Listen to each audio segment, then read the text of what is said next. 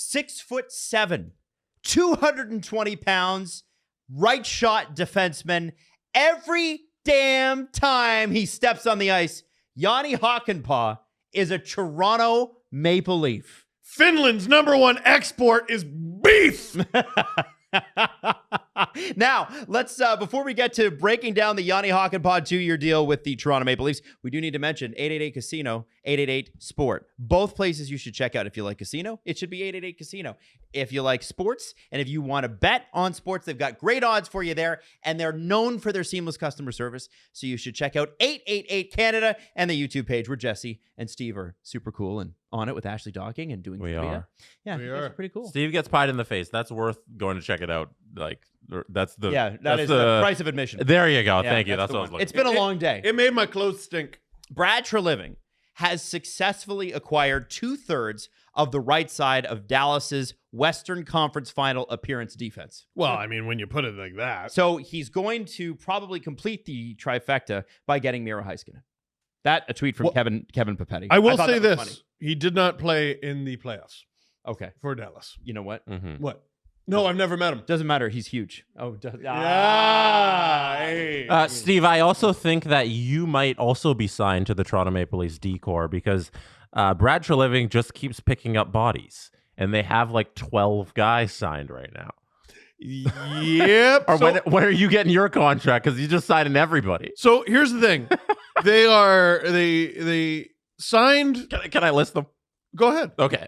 People signed to the Toronto Maple Leafs defense. Morgan Riley, Chris Tanev, OEL, Liljegren, McCabe, Hakanpää. Okay, great. Benoit. That's 6. You're done. Nope. Oh, Hakanpää, Benoit, Timmins, Cade Weber.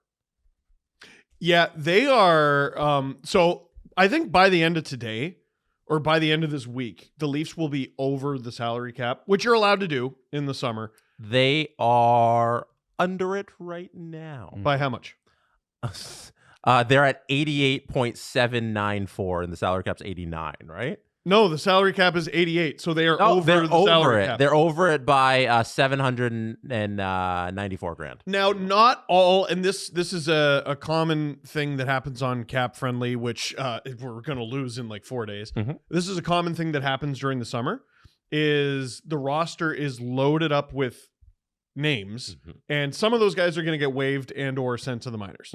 Yeah, and you look at the Vancouver Canucks, they're over. They have 24 NHL contracts, and the max is supposed to be 23. Right? Exactly. Like they're not going to. There are moves to come. So, what moves come? Well, they're going to, I think, tie a rocket to Connor Timmins. Okay. Yeah, that is. Listen, he wasn't a Keefe guy, but that is very definitely not a Berube guy. No. And like I know that Kyle Dubas would take him in Pittsburgh. We've already heard that they're still trying to add. And there's no way to do that without moving money off. Some people have been like, well, you could get rid of David Kampf, or you could get rid of Kelly Yarncroke, and maybe you should try to get rid of Ryan Reeves. And these are all very small moves that you could argue they should make one or all of them. But it's just not going to move the needle the way moving a core guy would move the needle, which I keep saying, but they're married to this, or at least seem to be married to this. So, Jani Hakanpää, Yep. who is he? A lot of Leaf fans, too many Leaf fans, are like, I don't know this player, so he's bad. And watch more hockey. That's just not the case.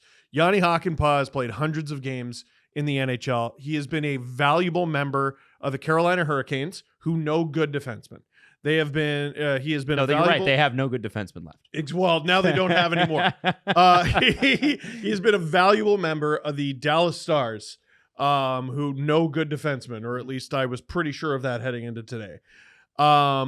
Over the past 3 seasons, he hasn't missed a ton of time due to injury. Yep. He did miss a bunch at the end of this season, I believe. Only played 62 games, but he played over 80 in each of the 2 seasons before that.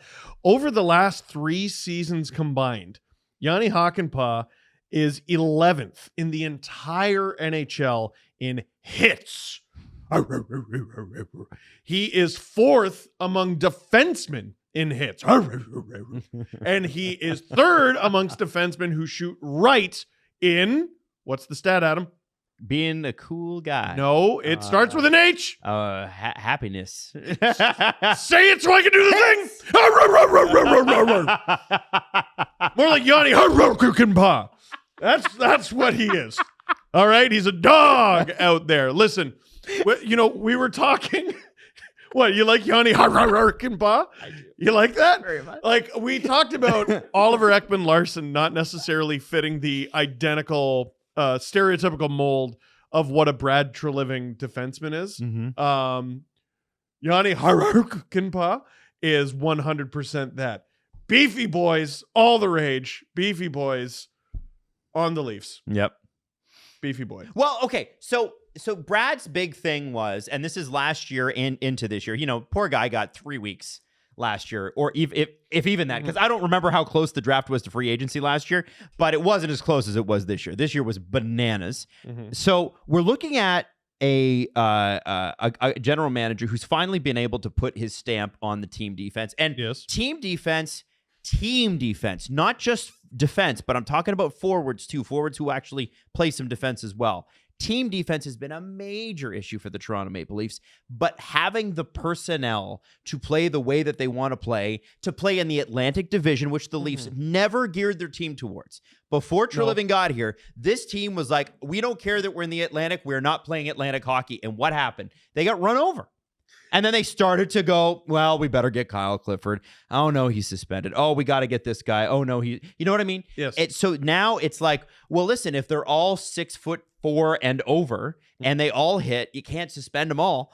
So, and I think at the end of the day, what I like about what Treliving's doing here, and I'm a lot more bullish on his free agency last year and this year than I think a lot of people are. I think that this move, along with Cade Weber, along with Chris Tanev, along with Oliver Ekman-Larsson, who, by the way, they got for less than Joel Edmondson.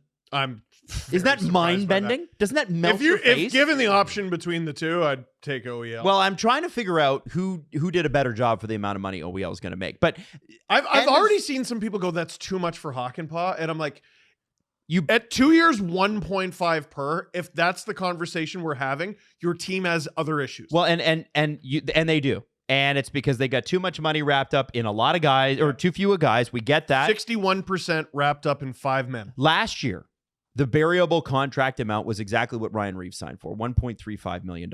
I would imagine it's around 1.4. So if Hakanpää doesn't work out, you put him down, somebody will claim whatever. I hate qualifying it with that because I want the Leafs to have Hakanpää because Hakanpää is worth having. Absolutely. Over the last 3 seasons, he's averaged 18 minutes plus per night. Average 18 minutes on a good team. On Dallas. On a good team, and a stat that I discovered totally by accident.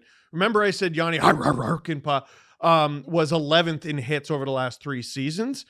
Number 15, Ryan Reeves with 640. Number 17, Simon Benoit with 630. So they're getting a team that will beat you up. They could, in theory, have a third pair of Benoit Hakanpää. That's dangerous. Which is a bunch of fun. Hey, Jess, question for you. When you watch the Toronto Maple Leafs, do you like seeing them throw hits?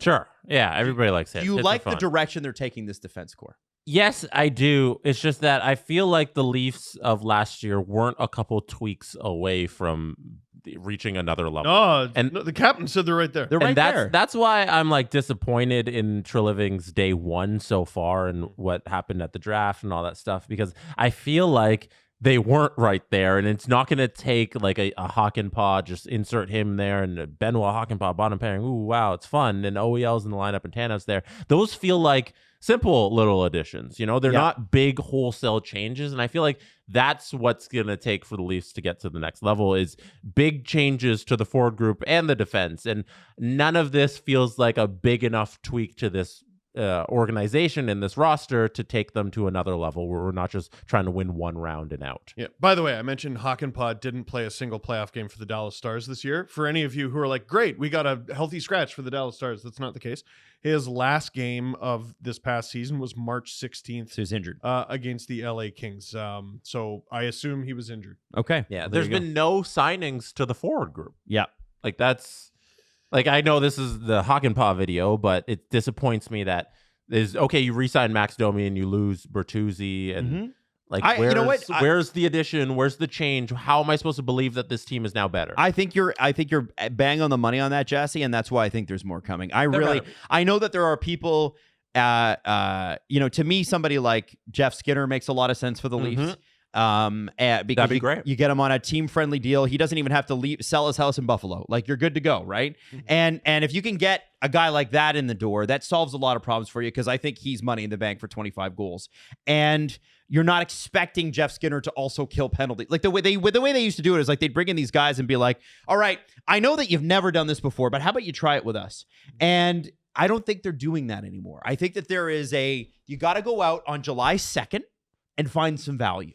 And they found value in Hakanpää on day one, which is great. Go find the value on day two as well, the way you did with Domi and Bertuzzi last year.